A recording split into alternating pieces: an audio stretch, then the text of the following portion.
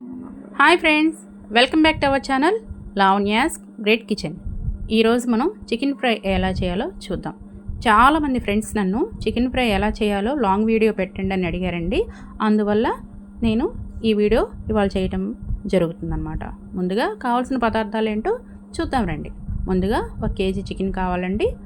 తర్వాత ఆనియన్స్, పచ్చిమిర్చి, కరివేపాకు, కొత్తిమీర, చెక్క, లవంగం, యాలక్కాయలు కావాలి. నెక్స్ట్ అల్లం వెల్లుల్లి paste, next chicken masala, next పసుపు, కారం, ఆయిల్, సాల్ట్, ఇవన్నీ పక్కన పెట్టుకోవాలి. ముందుగా 1 కేజీ చికెన్ని బాగా శుభ్రంగా కడిగి నీరు లేకుండా ఒక గిన్నెలోకి తీసుకోవాలి. అందులో 1/2 టీ స్పూన్ పసుపు వేసుకోవాలి. 2 టేబుల్ స్పూన్లు సాల్ట్ వేసుకోవాలి. తర్వాత 2 టేబుల్ స్పూన్లు కారం వేసుకోవాలి. సాంబార్ కారం వేసానండి.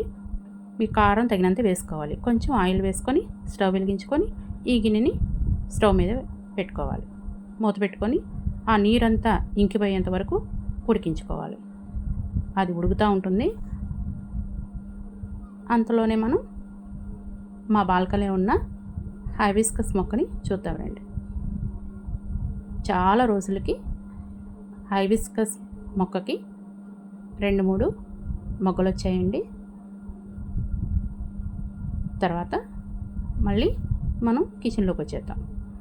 ఈ చికెన్ ముక్కల్ని కొంచెం గరిటతో అలా కలదిప్పుతూ ఉండాలి. అడుగంటుతుంది. హై ఫ్లేమ్లో పెట్టుకుంటే ఆ కారం, ఉప్పు, పసుపు అంతా ముక్కలకి పట్టేదాకా ఇలాగా ఉడికించుకోవాలి. కొద్దిలించుకుంటే ఉడుకుతుంది.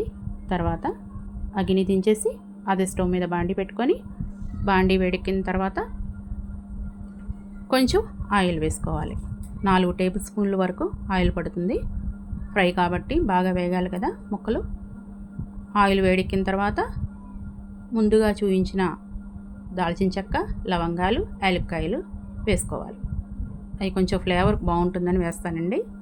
అవి హీట్ ఎక్కిన తర్వాత 2 ఆనియన్స్ నిలువుగా కోసుకున్నవి, 4 పచ్చిమిర్చి వేసుకోవాలి. కొంచెం కరివేపాకు వేసుకొని బాగా వేగనివ్వాలి. అవి బాగా వేగిన తర్వాత 1 టేబుల్ స్పూన్ వరకు అల్లం వెల్లుల్లి పేస్ట్ వేయాలి. అల్లం వెల్లుల్లి పేస్ట్ పచ్చివాసన పోయేంత వరకు వేగనివ్వాలి. గోల్డెన్ బ్రౌన్ కలర్లోకి వచ్చిన తర్వాత ముందుగా ఉడికించి ఉంచుకున్న ఈ చికెన్ ముక్కల్ని అందులో వేసుకోవాలి. వేసుకొని బాగా కలదిప్పాలి. హై ఫ్లేమ్లో పెట్టుకొని ముందుగా తిప్పుకుంటూ ఉండాలండి. తర్వాత అడుగు ముక్కల్ని కొంచెం తిప్పుకుంటూ ఉండి నూనె ఎలాగా పైకి కనబడుతూ ఉంటుంది. ముక్క అనేది వేగుతుంది, మనకు అర్థమవుతుంది. నూనె పైకి కనబడుతున్నప్పుడు ముక్క కొంచెం వేగిందని అర్థమవుతుంది అన్నమాట. ఆ వేగుతున్న చికెన్ని అలా కలదిప్తా తర్వాత 2 టేబుల్ స్పూన్ల వరకు చికెన్ మసాలా వేసుకోవాలి. నేను హోమ్ మేడే ఇంట్లోనే ప్రిపేర్ చేస్తాను చికెన్ మసాలా. ఇది షార్ట్ వీడియోలో ఉంది, చూడండి. తర్వాత ముందుగా తరిగి ఉంచుకున్న కొత్తిమీరని గార్నిష్ చేసుకోవాలి. ఈ చికెన్ ఫ్రై అనేది రెస్టారెంట్లో కంటే సూపర్గా ఉంటుంది. మీరు ఒక్కసారి చేసి ట్రై చేయండి. చేసి నాకు కామెంట్ చేయండి.